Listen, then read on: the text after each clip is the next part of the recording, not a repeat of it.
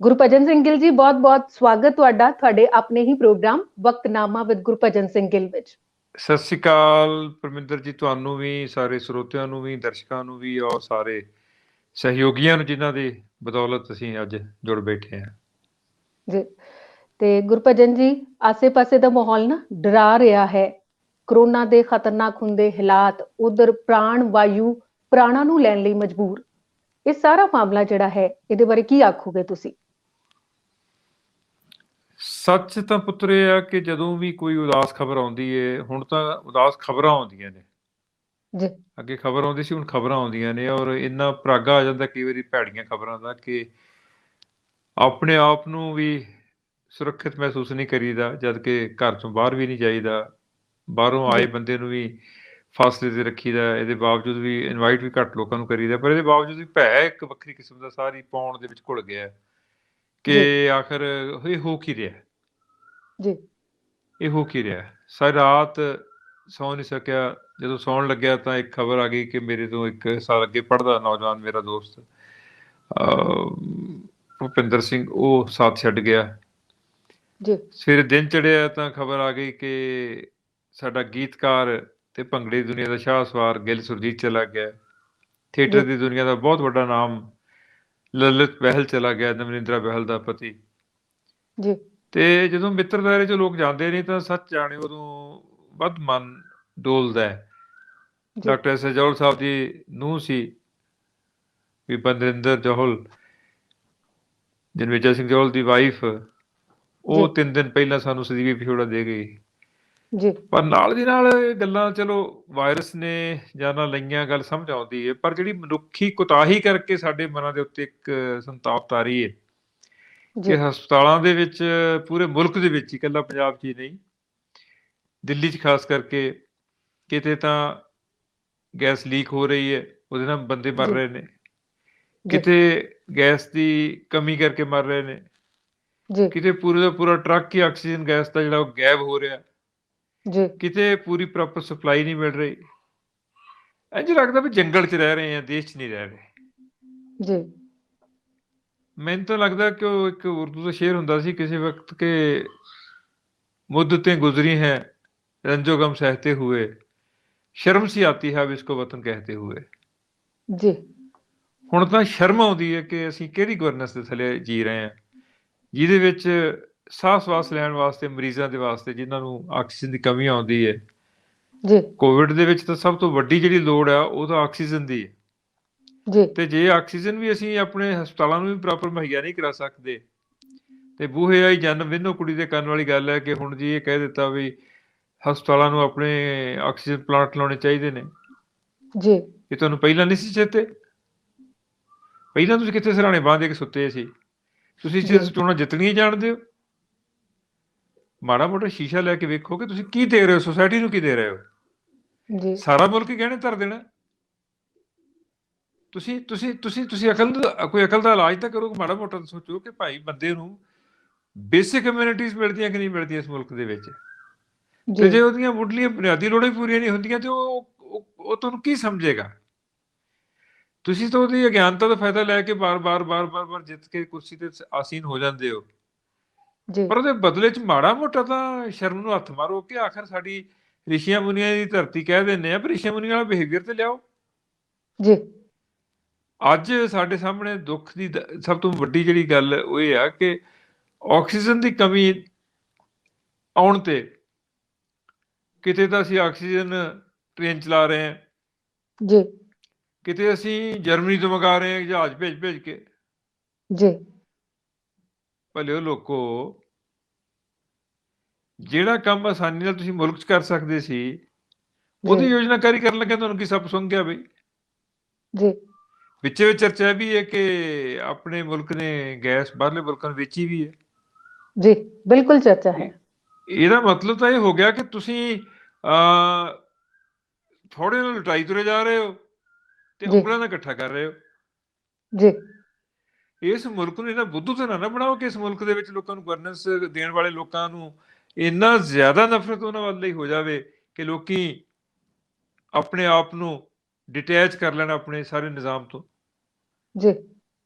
ਲੋਕਾਂ ਨੂੰ ਸਾਹ ਤਾਂ ਮਿਨੀਮਮ ਲੋੜ ਹੈ ਨਾ। ਜੀ ਜੀ ਜੀ। ਜੇ ਸਵਾਸ ਹੀ ਨਹੀਂ ਤੇ ਬੰਦੇ ਨੇ ਮਰਨਾ ਹੀ ਮਰਨਾ ਜੀ। ਤੇ ਜੇ ਉਹ ਵੀ ਗਰੰਟੀ ਨਹੀਂ ਕਰ ਸਕਦੀ ਹਕੂਮਤ ਆਪਣੇ ਹਸਪਤਾਲ 'ਚ ਗਏ ਮਰੀਜ਼ ਦਾ,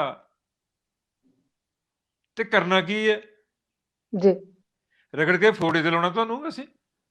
ਜੀ ਗੁਰਭਜਨ ਜੀ, ਇੱਥੇ ਚਰਚਾ ਇਹ ਵੀ ਚੱਲ ਰਹੀ ਸੀ ਕਿ ਇੱਕ ਹਸਪੀਟਲ, ਵੱਡੇ ਹਸਪੀਟਲ ਦਾ ਡਾਕਟਰ ਹੈ ਤੇ ਉਹਨੂੰ ਆਪਣੀ ਮਾਂ ਨੂੰ ਹਸਪਤਾਲ 'ਚ ਦਾਖਲ ਕਰਾਉਣ ਵੇਲੇ ਮਤਲਬ 8 ਤੋਂ 10 ਘੰਟੇ ਲੱਗ ਗਏ, ਬੈੱਡ ਤਾਂ ਵੀ ਨਹੀਂ ਮਿਲਿਆ ਤੇ ਉਹਨੂੰ ਅਖੀਰ ਪ੍ਰਾਈਵੇਟ ਹਸਪਤਾਲ 'ਚ ਆਪਣੀ ਮਾਂ ਨੂੰ ਦਾਖਲ ਕਰਾਉਣਾ ਪਿਆ। ਇੱਕ ਬੱਚੀ ਦਾ ਜ਼ਿਕਰ ਆਉਂਦਾ ਹੈ। ਜੀ। ਗਾਜ਼ੀਆਬਾਦ ਦੀ ਖਬਰ ਸੀ ਪਰਮਿੰਦਰ ਬੇਟੇ, ਜੀ ਕਿ ਭਾਰਤੀ ਸੈਨਾ ਦੇ ਸਾਬਕਾ ਮੁਖੀ ਜਨਰਲ ਵੀਕੇ ਸਿੰਘ ਦੇ ਕਿਸੇ ਨਜ਼ਦੀਕੀ ਰਿਸ਼ਤੇਦਾਰ ਨੂੰ ਕਿਸੇ ਹਸਪਤਾਲ 'ਚ ਬੈੱਡ ਨਹੀਂ ਮਿਲਿਆ, ਜਿਹੜਾ ਯੂਨੀਅਨ ਜੀ ਮਿਨਿਸਟਰ ਰਿਹਾ। ਜੀ ਅੱਗੇ ਚਲੋ, ਵਰਲਡ ਕਲਾਸ ਇੱਕ ਸਾਇੰਟਿਸਟ ਇਸ ਕਰਕੇ ਸਾਡੇ ਮੁਲਕ 'ਚ ਮਰ ਗਈ ਕਿ ਤੁਸੀਂ ਜੀ ਉਹਨੂੰ ਐਂਬੂਲੈਂਸ ਤੇ ਕਿਉਂ ਨਹੀਂ ਲੈ ਕੇ ਆਏ? ਜੀ ਤੁਸੀਂ ਪ੍ਰਾਈਵੇਟ ਵਹੀਕਲ 'ਚ ਕਿਉਂ ਲੈ ਕੇ ਆਏ? ਜੀ ਲੱਖ ਲਾਹਨਤ ਹੈ ਤੁਹਾਡੇ ਉਸ ਕਾਨੂੰਨ ਤੇ, ਜਿਹੜਾ ਕਾਨੂੰਨ ਤੁਹਾਡਾ ਸਿਰਫ ਐਂਬੂਲੈਂਸ ਦਾ ਮਰੀਜ਼ ਹੀ ਪ੍ਰਵਾਨ ਕਰਦਾ। ਜੇ ਪ੍ਰਾਈਵੇਟ ਸੈਕਟਰ 'ਚ ਕੋਈ ਆਉਂਦਾ ਆਪਣੇ ਤੌਰ ਤੇ ਆਪਣੇ ਵਹੀਕਲ 'ਚ ਆ ਜਾਂਦਾ, ਤੁਸੀਂ ਉਹਨੂੰ ਜੀ ਐਂਟਰੀ ਨਹੀਂ ਦਿੰਦੇ। ਜੀ ਤੁਸੀਂ ਕਾਨੂੰਨ, ਇਹਦਾ ਮਤਲਬ ਬੰਦੇ ਮਾਰਨ ਲਈ ਰੱਖਿਆ ਹੋਇਆ। ਜੀ। ਇਸ ਕਰਕੇ ਸਾਰੀਆਂ ਗੱਲਾਂ ਜਿਹੜੀਆਂ ਨੇ ਵਿਚਾਰਨਯੋਗ ਨੇ, ਔਰ ਸਾਨੂੰ ਸਾਰੀਆਂ ਗੱਲਾਂ ਜਿਹੜੀਆਂ ਹੈਗੀਆਂ ਨੇ ਉਹਨਾਂ ਵੱਲ ਧਿਆਨ ਦੇਣ ਦੀ ਲੋੜ ਆ ਕਿ ਅਸੀਂ ਜੀ ਕਰ ਕੀ ਰਹੇ ਹਾਂ। ਗੁਰਭਜਨ ਜੀ, ਇਹੋ ਜਿਹੇ ਹਾਲਾਤ ਵੇਖ ਕੇ ਸੱਚਮੁੱਚ ਹਰ ਇੱਕ ਇਨਸਾਨ ਦਾ ਮਨ ਡਰ ਰਿਹਾ ਹੈ।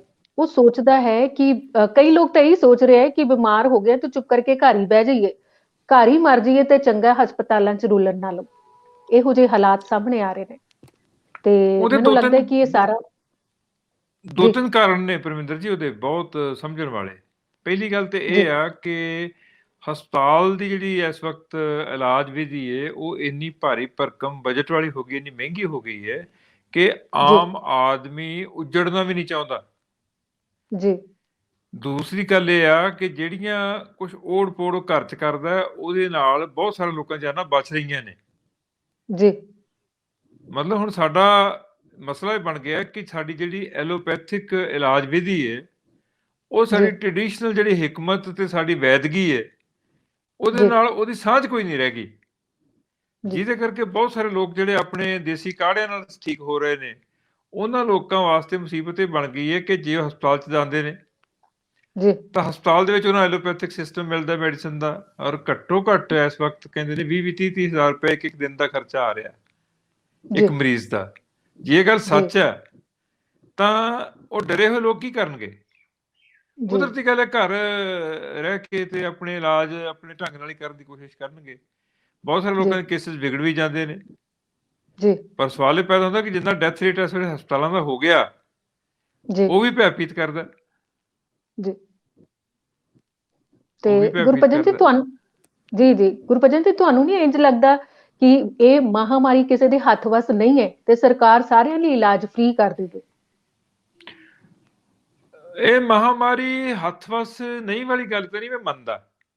ਜੇ ਪਲੇਗ ਕੰਟਰੋਲ ਹੋ ਸਕਦੀ ਹੈ, ਜੇ ਹੋਰ ਮਹਾਮਾਰੀਆਂ ਕੰਟਰੋਲ ਹੋ ਸਕਦੀਆਂ ਨੇ, ਉਹਦੇ ਲਈ ਦੋ ਗੱਲਾਂ ਜ਼ਰੂਰੀ ਹੁੰਦੀਆਂ ਕਿਸੇ ਵੀ ਕੰਮ ਵਾਸਤੇ, ਕਿਸੇ ਕ੍ਰਾਈਸਿਸ ਵਾਸਤੇ। ਇੱਕ ਤਾਂ ਹੁੰਦੀ ਹੈ ਤੁਹਾਡੀ ਨੀਅਤ, ਇਹ ਕਰਨਾ ਕੀ ਚਾਹੁੰਦੇ ਹੋ। ਦੂਸਰੀ ਹੁੰਦੀ ਨੀਤੀ, ਕਿ ਤੁਹਾਡੀਆਂ ਜਿਹੜੀਆਂ ਪਲੈਨਿੰਗਸ ਨੇ, ਨੀਤੀਆਂ ਨੇ, ਉਹ ਕਿੰਨੀਆਂ ਕੁ ਕਾਰਗਰ ਨੇ ਤੇ ਕਿੰਨੀਆਂ ਉਹ ਪ੍ਰੈਕਟੀਕਲ ਨੇ। ਇਹਨਾਂ ਦੋਹਾਂ ਦਾ ਸੁਮੇਲ ਜ਼ਰੂਰੀ ਹੈ। ਹੁਣ ਇਸ ਵਕਤ ਹਾਲਤ ਇਹ ਬਣ ਗਈ ਹੈ ਕਿ ਨਾ ਨੀਅਤ ਸਾਫ਼ ਦਿਸ ਰਹੀ ਹੈ, ਪਿਕ ਐਂਡ ਚੂਜ਼ ਹੋ ਰਿਹਾ ਸੂਬਿਆਂ ਦੇ ਵਿੱਚ ਹਰ ਮਾਮਲੇ 'ਚ। ਈਵਨ ਜਿਹੜੀ ਸਾਡੀ ਟੀਕਾਕਰਨ ਮੁਹਿੰਮ ਚੱਲ ਰਹੀ ਹੈ, ਉਹਦੇ 'ਚ ਵੀ ਪਿਕ ਐਂਡ ਚੂਜ਼ ਹੋ ਰਿਹਾ। ਜਿਹੜੀ ਆਕਸੀਜਨ ਦੀ ਸਪਲਾਈ, ਉਹਦੇ 'ਚ ਪਿਕ ਐਂਡ ਚੂਜ਼ ਹੋ ਰਿਹਾ। ਤੁਸੀਂ ਇਹ ਤਾਂ ਨਹੀਂ ਕਰ ਸਕਦੇ ਵੀ ਜੇ ਤੁਹਾਡਾ ਆਪਣਾ ਘਰ ਦਾ ਕੋਈ ਲਾਡਲਾ ਤੇ ਉਹਨੂੰ ਤੁਸੀਂ ਦਾਲ ਦੇ ਵਿੱਚ ਘਿਓ ਦੇ ਚਮਚੇ ਪਾਵਾ ਦੇਈ ਜਾਓ, ਤੇ ਜਿਹੜਾ ਕੋਈ ਦੁਪਹਿਰ ਹੈ ਉਹਨੂੰ ਤੁਸੀਂ ਸੁੱਕੀ ਰੋਟੀ ਵੀ ਨਾ ਪਰੋਸੋ। ਇਹ ਤਾਂ ਇੰਬੈਲੈਂਸ ਗਲਤ ਹੈ ਨਾ। ਇਹਦੇ ਨਾਲ ਤਾਂ ਕੀ ਬੇਗਾਨਗੀ ਦਾ ਅਹਿਸਾਸ ਪੈਦਾ ਹੁੰਦਾ। ਉਹ ਬੇਗਾਨਗੀ ਅਲਟੀਮੇਟਲੀ ਮੁਲਕਾਂ ਵਾਸਤੇ ਘਾਤਕ ਹੁੰਦੀ ਹੈ। ਇਸੇ ਕਰਕੇ ਮੈਨੂੰ ਲੱਗਦਾ ਕੈਪਟਨ ਅਮਰਿੰਦਰ ਸਿੰਘ ਨੇ ਕੇਂਦਰ ਸਰਕਾਰ ਤੇ ਦੋਸ਼ ਲਾਇਆ ਕਿ ਕੇਂਦਰ ਸਾਡੇ ਨਾਲ ਵਿਤਕਰਾ ਕਰ ਰਹੀ ਹੈ। ਵੇਖੋ ਇਹ ਜਦੋਂ ਮੈਂ ਨਿੱਕਾ ਜਿਹਾ ਹੁੰਦਾ ਸੀ ਉਦੋਂ ਸੁਣਦੇ ਆ ਰਹੇ ਆ ਕਿ ਕੇਂਦਰ ਸਰਕਾਰ ਨੇ ਵਿਤਕਰਾ ਕਰਦਾ। 1967 ਦੇ ਵਿੱਚ ਪਹਿਲੀ ਨਾਨ ਕਾਂਗਰਸ ਗਵਰਨਮੈਂਟ ਬਣੀ ਸੀ, ਉਦੋਂ ਤੋਂ ਇਹ ਰਾਗ ਸੁਣਦੇ ਆ ਰਹੇ ਆ। ਔਰ ਹਕੂਮਤਾਂ ਚਾਹੇ ਉਹ ਕਾਂਗਰਸ ਦੀ ਹੋਵੇ, ਚਾਹੇ ਉਹ ਭਾਰਤੀ ਜਨਤਾ ਪਾਰਟੀ ਦੀ ਹੋਵੇ, ਜਾਂ ਕਿਸੇ ਹੋਰ ਪੋਲੀਟੀਕਲ ਸਿਸਟਮ ਦੇ ਵਿੱਚ ਇੱਕ ਯੂਨਾਈਟਿਡ ਫਰੰਟ ਹੋਵੇ, ਪ੍ਰੋਬਲਮ ਇਹ ਆ ਕਿ ਉਹ ਵਿਰੋਧੀ ਨੂੰ ਰਗੜ ਦੇਣ ਦੀ ਭਾਵਨਾ ਨਾਲ, ਉਹਦੀਆਂ ਜੜ੍ਹਾਂ ਤੋੜਨ ਦੀ, ਕੱਟਣ ਦੀ ਭਾਵਨਾ ਨਾਲ, ਉਹਦੀ ਰੀੜ੍ਹ ਦੀ ਹੱਡੀ ਤੋੜਨ ਦੀ ਭਾਵਨਾ ਨਾਲ ਗਵਰਨੈਂਸ ਦਿੰਦੇ ਨੇ ਤੇ ਉਹਦੇ ਮੁਤਾਬਕ ਹੀ ਉਹਨਾਂ ਨੂੰ ਫੈਸਿਲਿਟੇਟ ਕਰਦੇ ਨੇ। ਇਹ ਕੋਈ ਚੰਗੀ ਰਵਾਇਤ ਨਹੀਂ ਹੈ। ਪਰ ਸਵਾਲ ਤੇ ਉਹੀ ਹੈ ਨਾ, ਜਿਹੜਾ ਕਹਿੰਦੇ ਹੁੰਦੇ ਨੇ ਵੀ ਔਰਤ ਦੀ ਅੱਧੀ ਉਮਰ ਇਸ ਗੱਲ 'ਚ ਬੀਤ ਜਾਂਦੀ ਹੈ ਕਿ ਹੱਦ ਹੋ ਗਈ, ਘਰ ਦੇ ਵਿੱਚ ਨੂੰਹ ਦਾ ਥਾਂ ਹੀ ਕੋਈ ਨਹੀਂ। ਉਦੋਂ ਬਾਅਦ ਬੱਚੇ ਉਹਦੇ ਜਵਾਨ ਹੋ ਜਾਂਦੇ ਨੇ, ਵਿਆਹੇ ਜਾਂਦੇ ਨੇ, ਤੇ ਬਾਅਦ ਵਿੱਚ ਉਹ ਅੱਧੀ ਉਮਰ ਇਸ ਗੱਲ 'ਚ ਗੁਜ਼ਾਰ ਦਿੰਦੀ ਹੈ ਕਿ ਹੱਦ ਹੋ ਗਈ, ਘਰ ਦੇ ਵਿੱਚ ਸੱਸ ਦਾ ਥਾਂ ਹੀ ਕੋਈ ਨਹੀਂ। ਪ੍ਰੋਬਲਮ ਇਹ ਆ ਕਿ ਜਦੋਂ ਇਹੀ ਜਿਹੜੀਆਂ ਰੀਜਨਲ ਪਾਰਟੀਆਂ ਜਦੋਂ ਸੂਬਿਆਂ 'ਚ ਹੁੰਦੀਆਂ ਨੇ ਤਾਂ ਸੂਬਿਆਂ ਦੇ ਲਈ ਅਧਿਕਾਰ ਮੰਗਦੀਆਂ ਨੇ। ਜਦੋਂ ਦਿੱਲੀ ਦੇ ਵਿੱਚ ਜਾ ਕੇ ਪ੍ਰਸ਼ਾਦ ਵਰਤਾਉਣ ਦੀ ਆਪਣੀ ਡਿਊਟੀ ਬਣ ਜਾਂਦੀ, ਜ਼ਿੰਮੇਵਾਰੀ ਬਣ ਜਾਂਦੀ ਹੈ, ਉਦੋਂ ਇਹੀ ਪੋਲੀਟੀਕਲ ਪਾਰਟੀ ਜਿਹੜੀਆਂ ਨੇ ਉਹ ਏਕਾਧਿਕਾਰ ਦੀਆਂ ਗੱਲਾਂ ਕਰਨ ਲੱਗ ਜਾਂਦੀਆਂ ਨੇ। ਉਹ one nation, one language, oneness ਦੀ ਗੱਲ ਕਰਨ ਲੱਗ ਜਾਂਦੀਆਂ ਨੇ। ਵੇਖੋ ਨਾ, ਜਦੋਂ ਇਹ ਏਦਾਂ ਹੋਏਗਾ ਤੇ ਇਹਦਾ ਮਤਲਬ ਚਿੱਤੋਂ ਬੇਈਮਾਨ ਨੇ। ਪਹਿਲੇ ਵੀ ਬੇਈਮਾਨ ਸੀ, ਇਹ ਵੀ ਬੇਈਮਾਨ ਨੇ। ਤੇ ਈਮਾਨ ਜਦੋਂ ਡੋਲਦਾ ਉਦੋਂ ਹੀ ਲੋਕਾਂ ਨੂੰ ਗਵਰਨੈਂਸ ਦੇ ਉੱਤੇ ਸ਼ੱਕ ਪੈਦਾ ਸ਼ੁਰੂ ਹੋ ਜਾਂਦਾ, ਕਿਉਂਕਿ ਲੋਕ ਸਾਰੀ ਗੱਲ ਤੇ ਨਿਗਾਹ ਰੱਖਦੇ ਨੇ, ਬੋਲਣ ਚਾਹੇ ਨਾ ਬੋਲਣ। ਚੋਣਾਂ ਵੇਲੇ ਭਾਵੇਂ ਫਿਰ ਉਹਦੇ ਥੱਲੇ ਜਾ ਕੇ ਸਿਰ ਡਾਲਣ ਜੁੱਤੀਆਂ ਥੱਲੇ, ਜਿਵੇਂ ਕਹਿੰਦੇ ਵਸਣਾ ਨੌਕਰ ਦੇ ਭਾਵੇਂ ਸਣੇ ਬੂਟ ਠੁੱਡ ਮਾਰੇ। ਪ੍ਰੋਬਲਮ ਕੀ ਹੈ ਕਿ ਉਹਦੇ ਕੋਲ ਚਾਇਸ ਹੀ ਕੋਈ ਨਹੀਂ ਰਹੇਗੀ। ਇੱਕ ਦੇ ਅੱਗੇ ਦੂਸਰੇ ਅੱਗੇ ਜਾ ਪਾਉਂਦੇ ਨੇ, ਦੂਸਰੇ ਦੇ ਅੱਗੇ ਤੀਸਰੇ ਅੱਗੇ ਜਾ ਪਾਉਂਦੇ ਨੇ। ਕਰਨ ਕਿੱਧਰ ਨੂੰ, ਲੋਕ ਕਿੱਧਰੋਂ ਜਾਣ। ਇਹਨਾਂ ਨੇ ਸਾਰੇ ਮੁਲਕ ਨੂੰ ਇੱਕ ਪਸ਼ੂਆਂ ਦਾ ਵੱਗ ਬਣਾ ਦਿੱਤਾ ਕਿ ਜਿੱਧਰ ਨੂੰ ਮਰਜੀ ਡਾਂਗ ਨਾਲ ਹਿੱਕ ਕੇ ਲੈ ਜਾਓ। ਇਹਨਾਂ ਦਾ ਕੀ ਹੈ, ਇਹਨਾਂ ਨੂੰ ਕਿਹੜਾ ਚੇਤਾ ਰਹਿੰਦਾ ਕਿ ਅਸੀਂ ਪਿਛਲੀ ਸਰਕਾਰ 'ਚ ਕੀ ਕੀਤਾ ਸੀ। ਸੋ ਇਸ ਕਰਕੇ ਸਾਰੀਆਂ ਗੱਲਾਂ ਬੇਟੇ ਪਰਮਿੰਦਰ ਸਮਝਣ ਦੀ ਲੋੜ ਹੈ ਕਿ ਇਸ ਕਿਸਮ ਦਾ ਇੰਬੈਲੈਂਸ ਜਿਹੜਾ ਹੈਗਾ ਉਹ ਮੁਲਕਾਂ ਲਈ ਘਾਤਕ ਹੁੰਦਾ, ਔਰ ਉਹ ਘਾਤਕ ਹੋਣ ਦੀ ਜਿਹੜੀ ਇੱਕ ਪ੍ਰਕਿਰਿਆ ਉਹ 'ਚੋਂ ਮੁਲਕ ਨੂੰ ਕੱਢਣ ਦੀ ਲੋੜ ਹੈ, ਇਸ ਵਕਤ ਵੀ ਕੱਢਣ ਦੀ ਲੋੜ ਹੈ, ਤਾਂ ਕਿ ਲੋਕਾਂ ਨੂੰ ਲੱਗੇ ਕਿ ਮੁਲਕ ਸਾਡਾ ਹੈ, ਅਸੀਂ ਇਹਦੇ ਵਸਿੰਦੇ ਹਾਂ, ਅਸੀਂ ਇਹਦੇ ਰਖਵਾਲੇ ਹਾਂ। ਗੁਰਬਾਣੀ ਚਾਹੁੰਦਾ ਨਾ ਕਿ ਮਨ ਪਰਦੇਸੀ ਜੇ ਥੀਏ ਸਭ ਦੇਸ ਪਰਾਇਆ। ਮਨ ਨੂੰ ਪਰਦੇਸੀ ਨਹੀਂ ਹੋਣ ਦੇਣਾ ਚਾਹੀਦਾ। ਤੇ ਉਮੀਦ ਹੈ ਜਿਹੜੀਆਂ ਗੱਲਾਂ ਅਸੀਂ ਕਰ ਰਹੇ ਹਾਂ ਸਰਕਾਰ ਦੇ ਕੰਨਾਂ ਤੱਕ ਵੀ ਪਹੁੰਚਣਗੀਆਂ ਤੇ ਕੁਝ ਹੋਰ ਚੇਤਨ ਹੋਏਗੀ ਇਸ ਪਾਸੇ ਵੱਲ ਧਿਆਨ ਦੇਣ ਲਈ। ਤੇ ਇਸ ਵੇਲੇ ਜੇ ਪੰਜਾਬ ਦੀ ਗੱਲ ਕਰੀਏ ਤੇ ਕੁੰਵਰ ਵਿਜੇ ਪ੍ਰਤਾਪ ਦਾ ਨਾਮ ਬੜੀ ਚਰਚਾ ਵਿੱਚ ਸੀ। ਬੀਤੇ ਦਿਨੀ ਹਾਈ ਕੋਰਟ ਨੇ ਕੁਝ ਨਵਾਂ ਕਿਹਾ ਹੈ, ਉਹ ਕੀ ਕਿਹਾ ਹੈ? ਹਾਈ ਕੋਰਟ ਨੇ ਉਹੀ ਗੱਲਾਂ ਜਿਹੜੀਆਂ ਜ਼ੁਬਾਨੀ ਪਹਿਲਾਂ ਆਖੀਆਂ ਸੀ, ਮੀਡੀਆ 'ਚ ਆ ਚੁੱਕੀਆਂ ਨੇ, ਉਹੀ ਲਿਖਤੀ ਰੂਪ 'ਚ ਕਹਿ ਦਿੱਤੀਆਂ ਨੇ। ਪਰ ਬੰਦੇਜ ਇਹਨੇ ਲਾ ਦਿੱਤੇ ਨੇ ਕਿ ਕੋਈ ਮੀਡੀਆ ਨੂੰ ਨਹੀਂ ਗੱਲ ਕਰੇਗਾ, ਕੋਈ ਆਹ ਨਹੀਂ ਕਰੇਗਾ, ਪੁਰਾਣੀ ਰਿਪੋਰਟ ਨੂੰ ਟੱਚ ਨਹੀਂ ਕਰਨਗੇ, ਕੁੰਵਰ ਵਿਜੇ ਪ੍ਰਤਾਪ ਦੇ ਪੱਧਰ ਤੋਂ ਉਸਦੇ ਪੱਧਰ ਦਾ ਅਧਿਕਾਰੀ ਇਹਨੂੰ ਸਿੱਟ ਨੂੰ ਕਰੇਗਾ, ਹੈਂਡਲ ਕਰੇਗਾ। ਓਏ ਭਲਿਓ ਲੋਕੋ, ਅਕਲ ਨੂੰ ਹੱਥ ਮਾਰੋ। ਜੇ ਹਾਈ ਕੋਰਟ ਦਾ ਜੱਜ ਪਹਿਲਾਂ ਰਿਪੋਰਟ ਦੇ ਚੁੱਕਿਆ, ਅਸੈਂਬਲੀ 'ਚ ਪੇਸ਼ ਹੋ ਚੁੱਕੀ ਹੈ, ਉਹਨੂੰ ਸੱਚ ਨਹੀਂ ਮੰਨਿਆ। IG ਰੈਂਕ ਦਾ ਅਫਸਰ ਲਾ ਕੇ ਤੇ 2 ਵਾਰੀ ਰਿਪੋਰਟਸ ਲਈਆਂ ਜਾ ਚੁੱਕੀਆਂ ਨੇ। ਉਸ ਤੋਂ ਪਹਿਲਾਂ ਜਸਟਿਸ ਜ਼ੋਰਾ ਸਿੰਘ ਕਮਿਸ਼ਨ ਵੀ ਬੰਨਿਆ, ਉਹ ਵੀ ਹਾਈ ਕੋਰਟ ਦਾ ਜੱਜ ਸੀ। ਹੁਣ ਤੁਸੀਂ ਅਕਾਲ ਪੁਰਖ ਨੂੰ ਤਾਂ ਬੁਲਾਉਣ ਰਹੇ ਕਿ ਅਕਾਲ ਪੁਰਖ ਸਾਨੂੰ ਦੱਸ ਆ ਕੇ ਬਈ ਸਾਨੂੰ ਸਾਡੇ ਗੁਰੂ ਗ੍ਰੰਥ ਸਾਹਿਬ ਦੀ ਬੇਅਦਬੀ ਕਿਹਨੇ ਕੀਤੀ ਹੈ। ਤੇ ਹੁਣ ਤਾਂ ਗੱਲ ਐ ਲੱਗਦੀ ਵੀ ਜਿਵੇਂ ਕੁੰਵਰ ਵਿਜੇ ਪ੍ਰਤਾਪ ਨੇ ਇਹ ਸਾਡੇ ਪੱਤਰੇ ਪਾੜੇ ਹੁੰਦੇ ਨੇ, ਉਹ ਉਸ ਕਿਸਮ ਦਾ ਇਲਜ਼ਾਮ ਤਰਾਸ਼ੀ ਹੋ ਰਹੀ ਹੈ ਉਸ ਤੇ। ਮਤਲਬ ਤੁਸੀਂ ਵੇਖੋ ਕਿ ਜਿਹੜਾ ਬੰਦਾ ਚੋਰ ਹੈ ਉਹਦੇ ਦੰਦਨ ਉਹਦਾ ਫਿਰਦਾ, ਆਜ਼ਾਦ ਫਿਰਦਾ, ਉਹਦਾ ਲੱਡੂ ਵੰਡਦਾ ਫਿਰਦਾ, ਤੇ ਜਿਹੜਾ ਬੰਦਾ ਚੋਰ ਨੂੰ ਫੜਦਾ ਉਹਨੂੰ ਅਸੀਂ ਚੋਰ ਡਿਕਲੇਅਰ ਕਰੀ ਜਾਂਦੇ ਹਾਂ। ਇਹ ਬੇਈਮਾਨ ਹੈ, ਇਮਾਨਦਾਰ ਨਹੀਂ, ਇਹ ਨੇੜੇ ਨਹੀਂ ਆਉਣਾ ਚਾਹੀਦਾ।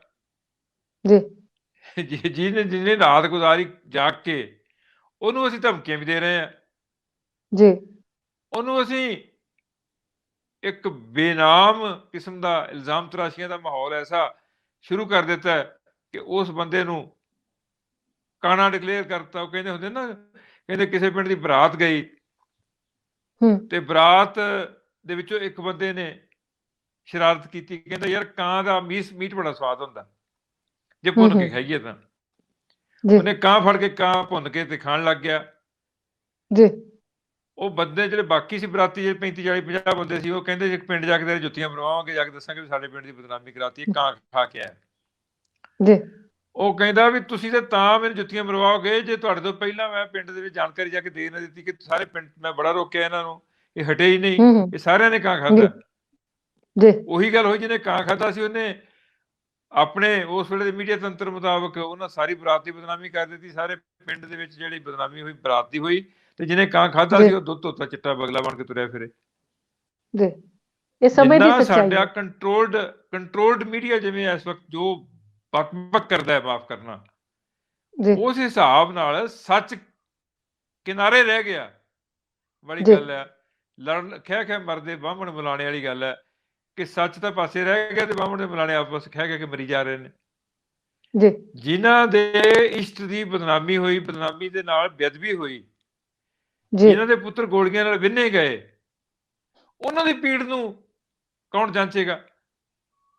ਤੇ ਕਿੰਨੇ ਸਾਲ ਇਨਸਾਫ ਨੂੰ ਅਸੀਂ ਉਡੀਕੀ ਜਾਵਾਂਗੇ? ਪਾਤਰ ਦੇ ਕਹਿਣ ਮੁਤਾਬਕ ਸੁਰਜੀਤ ਪਾਤਰ ਨੇ ਕਿਹਾ ਸੀ ਨਾ ਕਿ ਅਦਾਲਤ ਚ ਬੰਦੇ ਬਿਰਖ ਹੋ ਗਏ, ਫੈਸਲੇ ਸੁਣਦਿਆਂ ਸੁੱਕ ਗਏ। ਆਖੋ ਇਹਨਾਂ ਨੂੰ ਜਿਹੜੇ ਘਰੀ ਜਾਣ ਹੁਣ, ਆਖਿਰ ਕਦੋਂ ਦੀ ਕਿੱਥੇ ਖੜੇ ਰਹਿਣਗੇ? ਬਿਲਕੁਲ ਠੀਕ। ਸਾਡੀ ਪ੍ਰੋਬਲਮ ਤਾਂ ਇਹੀ ਹੈ ਨਾ ਕਿ ਅਸੀਂ ਇਨਸਾਫ ਨੂੰ ਉਡੀਕਦੇ ਬੁੱਢੇ ਹੋ ਜਾਂਦੇ ਹਾਂ ਜੀ। ਇਸ਼ਟ ਹੈ, ਉਹਦੇ ਪੱਤਰੇ ਪਾੜੇ ਗਏ ਨੇ, ਬੇਅਦਬੀ ਕੀਤੀ ਗਈ ਹੈ, ਪੋਸਟਰ ਲਾਏ ਗਏ ਨੇ, ਅਸੀਂ ਕਰਨਾ ਕਰਨ ਤੋਂ ਪਹਿਲਾਂ ਅਗਲੇ ਮਗਾਰ ਕੇ ਤੁਹਾਡੀ ਹਿੱਕ ਤੇ ਦੀਵਾ ਵਾਲਿਆ, ਤੇ ਫਿਰ ਤੁਸੀਂ ਪੁੱਛੀ ਜਾਂਦੇ ਹੋ ਵੀ ਕੌਣ ਸੀ ਉਹ ਜੀ। ਤੁਸੀਂ ਇੰਨੇ ਤਾਂ ਹੈ ਨਹੀਂ ਵੀ ਤੁਹਾਨੂੰ ਪਤਾ ਹੀ ਨਹੀਂ ਹੈਗਾ ਵੀ ਕੌਣ ਸੀ ਉਹ ਜੀ। ਜ਼ਿੰਮੇਵਾਰੀ ਤਾਂ ਵੋਟ ਕਰਨੀ ਪਏਗੀ ਨਾ ਕਿਸੇ ਨੂੰ, ਜਿਹੜਾ ਹਕੂਮਤ ਕਰ ਰਿਹਾ ਉਸ ਵਕਤ ਦਾ ਬੰਦਾ, ਕਿ ਮੈਂ ਜੇ ਬੇਕਸੂਰ ਹਾਂ ਤੇ ਸਾਬਤ ਕਰੇ ਮੈਂ ਬੇਕਸੂਰ ਹਾਂ ਜੀ। ਜੇ ਦੋਸ਼ੀ ਹੈ ਤਾਂ ਸਜ਼ਾ ਲਈ ਉਹਨੂੰ ਤਿਆਰ ਰਹਿਣਾ ਚਾਹੀਦਾ ਜੀ। ਇਹ ਜਿਹੜਾ ਵਿੱਚ ਵਿਚਾਲਾ ਜਾਂ ਲਮਕਵੀਂ ਸਥਿਤੀ ਅਲਟੀਮੇਟਲੀ ਲੋਕਾਂ ਨੂੰ ਗਵਰਨੈਂਸ ਤੇ ਭਰੋਸੇਯੋਗਤਾ ਗਵਾਚਣ ਦੀ ਹਾਲਤ ਚ ਲੈ ਜਾਂਦੀ ਹੈ ਜੀ। ਤੇ ਗੁਰਭਜਨ ਜੀ, ਹਾਂਜੀ ਬਿਲਕੁਲ ਠੀਕ ਆਖਿਆ। ਤੇ ਨਵਜੋਤ ਸਿੰਘ ਸਿੱਧੂ ਦਾ ਵੀ ਲੱਗਦਾ ਆਪਣੀ ਸਰਕਾਰ ਤੋਂ ਭਰੋਸਾ ਜਿਹਾ ਉੱਠ ਗਿਆ। ਉਹ ਕੋਈ ਨਵਾਂ ਰਾਹ ਲੱਭ ਲਏ ਨੇ ਕਿ ਕੁਝ ਹੋਰ ਤਿਆਰੀ ਕਰ ਰਹੇ ਨੇ? ਵੇਖੋ, ਜਿੱਥੋਂ ਤੱਕ ਤਾਂ ਸਵਾਲ ਹੈਗਾ ਨਵਜੋਤ ਸਿੰਘ ਸਿੱਧੂ ਦਾ ਜੀ, ਨਵਜੋਤ ਸਿੰਘ ਸਿੱਧੂ ਇਸ਼ੂਜ਼ ਨੂੰ ਬਹੁਤ ਬਰੀਕੀ ਨਾਲ ਜਾਣਦਾ, ਸਮਝਦਾ, ਪਰ ਉਹਦੇ ਸੁਣਨ ਵਾਲਾ ਕੋਈ ਨਹੀਂ ਜੀ। ਜਿਨ ਪੇ ਤਕੀਆ ਥਾ ਵਹੀ ਪੱਤੇ ਹਵਾ ਦੇਣੇ ਲੱਗੇ ਵਾਲੀ ਗੱਲ ਹੈ ਕਿ ਜਿਨ੍ਹਾਂ ਲੋਕਾਂ ਨੇ ਗਵਰਨੈਂਸ ਦੇ ਵਿੱਚ ਸੁਧਾਰ ਕਰਨੇ ਸੀ, ਉਹਨਾਂ ਨੂੰ ਤਾਂ ਲਿਖਤੀ ਰੂਪ 2.5 ਸਾਲ ਪਹਿਲਾਂ ਦੇ ਚੁੱਕਾ ਉਹ ਸਾਰੀਆਂ ਗੱਲਾਂ ਜੀ। ਜਿਨ੍ਹਾਂ ਲੋਕਾਂ ਨੇ ਇਨਸਾਫ ਨੂੰ ਮਤਲਬ ਲਮਕਾਇਆ, ਉਹਨਾਂ ਬਾਰੇ ਵੀ ਸਪਸ਼ਟ ਕਹਿ ਚੁੱਕਿਆ, ਅਸੈਂਬਲੀ 'ਚ ਵੀ ਕਹਿ ਚੁੱਕਿਆ, ਬਾਹਰ ਵੀ ਕਹਿ ਚੁੱਕਿਆ ਜੀ। ਉਹ ਗੱਲਾਂ ਰਿਪੀਟ ਹੀ ਕਰ ਰਿਹਾ, ਕੋਈ ਨਵੀਂ ਗੱਲ ਨਹੀਂ ਕਰ ਰਿਹਾ ਜੀ। ਜੇ ਸਾਡੀ ਜਿਹੜੀ ਹੈਗੀ ਇਹ ਮਾਈਨਿੰਗ ਦੀ ਪਾਲਿਸੀ, ਕਿੰਨਾ ਮੱਥਾ ਮਾਰ ਕੇ ਉਸ ਬੰਦੇ ਨੇ ਮਾਈਨਿੰਗ ਦੀ ਪਾਲਿਸੀ ਸੂਬਿਆਂ ਦੀਆਂ ਕੰਪੈਰੀਟਿਵ ਸਟੇਟਮੈਂਟਸ ਕਰ ਕਰਕੇ ਲਿਆ ਕੇ ਇਹਨੂੰ ਸਬਮਿਟ ਕੀਤੀਆਂ, ਇਹਨਾਂ ਨੇ ਉਹਦਾ ਫੀਤਾ ਨਹੀਂ ਖੋਲਿਆ। ਇਹੋ ਗੱਲ ਐਕਸਾਈਜ਼ ਪਾਲਿਸੀ ਤੇ ਹੈ ਜੀ। ਤਾਮਿਲਨਾਡੂ ਦੀ ਮਿਸਾਲ ਦੇ ਕੇ ਉਹਨੇ ਕਿਹਾ ਕਿ ਤਾਮਿਲਨਾਡੂ ਦੇ ਵਿੱਚ ਐਕਸਾਈਜ਼ ਡਿਪਾਰਟਮੈਂਟ ਆਪਣੇ ਕਰਮਚਾਰੀਆਂ ਰਾਹੀਂ ਸ਼ਰਾਬ ਵੇਚਦਾ ਤੇ ਰੈਵਨਿਊ ਜਿਹੜਾ ਹੈਗਾ ਹਿੰਦੁਸਤਾਨ ਦੇ ਵਿੱਚ ਹਰ ਸੂਬੇ ਨਾਲੋਂ ਸਭ ਤੋਂ ਜ਼ਿਆਦਾ ਰਨ ਕਰ ਰਿਹਾ ਜੀ। ਉਹ ਠੇਕੇਦਾਰਾਂ ਦੇ ਡਿਪੈਂਡੈਂਟ ਨਹੀਂ ਹੁੰਦਾ ਜੀ। ਜਿੰਨਾ ਰੈਵਨਿਊ ਪੰਜਾਬ ਕਲੈਕਟ ਕਰ ਰਿਹਾ, ਇਹਦੇ ਨਾਲੋਂ ਮਿਨੀਮਮ 10 ਟਾਈਮਸ ਜ਼ਿਆਦਾ ਰੈਵਨਿਊ ਜਨਰੇਟ ਹੋ ਸਕਦਾ ਜੇਕਰ ਇਹ ਆਪ ਕਰਨ ਤਾਂ। 10 ਟਾਈਮਸ ਥੋੜਾ ਨਹੀਂ ਹੁੰਦਾ, 10 ਗੁਣਾ ਹੁੰਦਾ ਜੀ। ਤੇ ਸੂਬੇ ਦੇ ਸਮਝ ਲਓ ਵੀ ਚਿੱਠੇ ਤਰ ਜਾਂਦੇ ਉਹਦੇ ਨਾਲ। ਕਿੰਨੀਆਂ ਜਿਹੜੀਆਂ ਨੇ ਸਾਡੀਆਂ ਵਿਕਾਸ ਜਿਹੜੀਆਂ ਯੋਜਨਾਵਾਂ ਨੇ ਇਸ ਵਾਸਤੇ ਸਿਰੇ ਚੜ ਰਹੀਆਂ ਕਿ ਸਾਡੇ ਕੋਲ ਪੈਸੇ ਹੈ ਨਹੀਂ ਜੀ। ਪੈਸੇ ਇਸ ਕਰਕੇ ਹੈ ਨਹੀਂ, ਗਵਰਨੈਂਸ ਹੈ ਨਹੀਂ ਜੀ। ਤੇ ਲੰਮੇ ਸਮੇਂ ਤੋਂ ਸਾਨੂੰ ਲੱਗਦਾ ਵੀ ਮੁਲਕ ਸਾਰਾ ਠੇਕੇ ਤੇ ਦਿੱਤਾ ਹੋਇਆ, ਤੇ ਪੰਜਾਬ ਬਿਲਕੁਲ ਠੇਕੇ ਤੇ ਲੱਗਦਾ ਜੀ।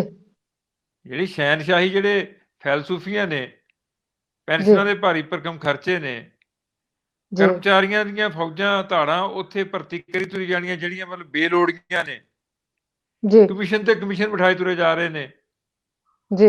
ਔਰ ਉਹ ਜਿਹੜਾ ਰਿਟਾਇਰ ਹੁੰਦਾ ਉਦੋਂ ਪਹਿਲਾਂ ਹੀ ਉਹਦੇ ਗਲ ਦੇ ਵਿੱਚ ਕੈਂਠਾ ਪਾ ਕੇ ਉਹਨੂੰ ਬਿਠਾ ਦਿੰਦੇ ਨੇ ਕੁਰਸੀ ਤੇ ਕਿ ਵੀ ਆ ਜਾ 5 ਸਾਲ ਤੂੰ ਬਾਈ ਹੋਰ ਲਾ ਲੈ, ਜਿਵੇਂ ਲੁੱਟ ਦੇ ਪਹਿਲਾਂ ਕਸਰ ਰਹਿ ਗਈ ਹੁੰਦੀ ਹੈ ਸੋ ਇਸ ਕਰਕੇ ਇੰਝ ਲੱਗਦਾ ਕਿ ਤੁਸੀਂ ਕਿਤੇ ਪੰਜਾਬ ਗਵਰਨਮੈਂਟ ਡਾਇਰੀ ਪੜ੍ਹ ਲਵੋ, ਤੁਹਾਨੂੰ ਪਤਾ ਲੱਗਦਾ ਹੈ ਇੰਨੇ ਕਮਿਸ਼ਨ ਨੇ, ਕਿਤੇ ਵਾਟਰ ਰੈਗੂਲੇਟਰੀ ਕਮਿਸ਼ਨ ਆ, ਕਿਤੇ ਬਿਜਲੀ ਦਾ ਕੋਈ ਰੈਗੂਲੇਟਰੀ ਕਮਿਸ਼ਨ ਆ, ਪਰ ਇਹ ਗਵਰਨਮੈਂਟ ਆਫ ਇੰਡੀਆ ਦੀਆਂ ਗਾਈਡਲਾਈਨਸ ਨੇ, ਹੁਣ ਹੁਣੇ ਪੈਣੇ ਨੇ।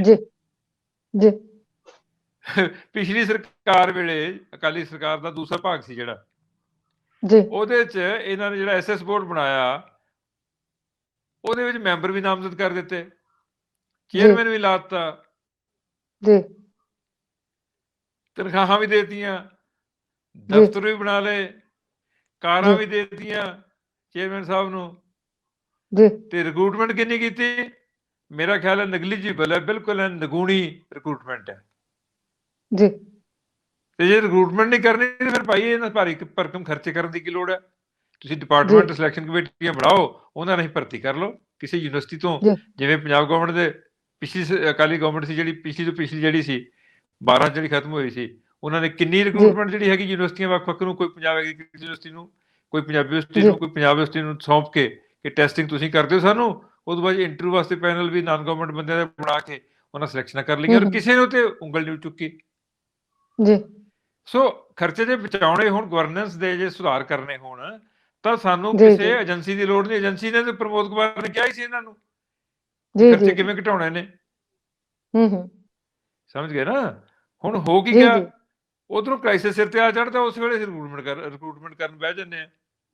ਹੈਲਥ ਸਰਵਿਸਿਜ਼ ਜਿਹੜੀਆਂ ਨੇ ਉਹ ਪੂਰੀ ਤਰ੍ਹਾਂ ਕ੍ਰਿਪਲ ਹੋਈਆਂ ਨੇ। ਜਿੰਨਾ ਵਰਕਲੋਡ 'ਚ ਇਸ ਵੇਲੇ ਕੰਮ ਕਰ ਰਹੇ ਨੇ ਕਰਮਚਾਰੀ, ਖਾਸ ਕਰਕੇ ਡਾਕਟਰ ਜਾਂ ਕਰਮਚਾਰੀ, ਉਹ ਇੰਨੇ ਭਾਰੀ ਦਬਾਅ ਥੱਲੇ ਕੰਮ ਕਰ ਰਹੇ ਨੇ ਕਿ ਉਹਨਾਂ ਦੀ ਆਪਣੀ ਸਿਹਤ ਖਤਰੇ 'ਚ ਹੈ। ਹੁਣ ਨਵੀਂ ਰਿਕਰੂਟਮੈਂਟ ਦੀ ਪ੍ਰੋਸੈਸ ਸ਼ੁਰੂ ਹੋ ਗਿਆ, ਪਰ ਉਦੋਂ ਤੱਕ ਤਾਂ ਕ੍ਰਾਈਸਿਸ ਜਿਹੜਾ ਉਹ ਓਵਰ ਹੋ ਜਾਣਾ, ਨਿਕਲ ਵੀ ਜਾਣਾ। ਫਿਰ ਇਹ ਆ ਕਿ ਪ੍ਰਾਈਵੇਟ ਸੈਕਟਰ ਇੰਨਾ ਹਾਈਲੀ ਪੇ ਕਰ ਰਿਹਾ ਇਸ ਵੇਲੇ ਸਾਡੇ ਟੈਕਨੋਕ੍ਰੇਟ ਨੂੰ ਕਿ ਸਰਕਾਰੀ ਸੈਕਟਰ ਦੇ ਵਿੱਚ ਕੋਈ ਆਉਣ ਨੂੰ ਤਿਆਰ ਨਹੀਂ। ਇੱਕ ਪ੍ਰਾਈਵੇਟ ਸੈਕਟਰ ਦਾ ਡਾਕਟਰ ਜਿਹੜਾ ਹੈਗਾ, ਉਹ ਸਰਕਾਰੀ ਸੈਕਟਰ ਦੇ ਡਾਕਟਰ ਨਾਲੋਂ ਘੱਟੋ ਘੱਟ 5 ਟਾਈਮ ਜ਼ਿਆਦਾ ਅਰਨ ਕਰ ਰਿਹਾ। ਉਹ ਸਪੈਸ਼ਲਿਸਟ ਕਿਉਂ ਇੱਥੇ ਆਵੇਗਾ ਜਦੋਂ ਵਰਕਿੰਗ ਕੰਡੀਸ਼ਨਸ ਵੀ ਠੀਕ ਨਹੀਂ ਉਹਦੀਆਂ?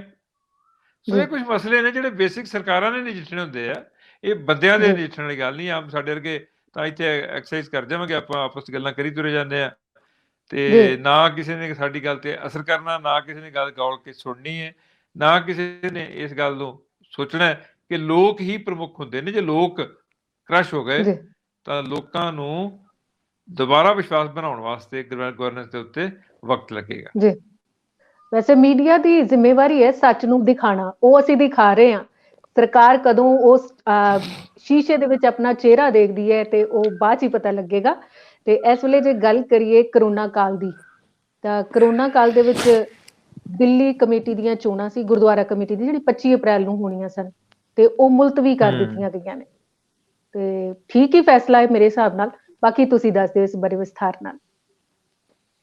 ਵੇਖੋ, ਸਵਾਲ ਇਹ ਪੈਦਾ ਹੁੰਦਾ ਹੈ ਕਿ ਜੇ ਬੰਗਾਲ ਦੀਆਂ ਚੋਣਾਂ ਹੋ ਸਕਦੀਆਂ ਬਾਕੀ ਸੂਬੇ ਤੇ ਹੋ ਸਕਦੀਆਂ, ਤਾਂ ਦਿੱਲੀ ਦੇ ਵਿੱਚ ਕੁਝ ਲੱਖ ਲੋਕ ਨੇ ਜਿਹੜੇ ਮਤਲਬ ਜਿਨ੍ਹਾਂ ਨੇ ਵੋਟ ਕਰਨਾ ਸੀ, ਉਹਨਾਂ ਦਾ ਸੋਸ਼ਲ ਡਿਸਟੈਂਸਿੰਗ ਮੇਨਟੇਨ ਕਰਕੇ ਬੜੇ ਆਰਾਮ ਨਾਲ ਚੋਣਾਂ ਹੋ ਸਕਦੀਆਂ ਸੀ।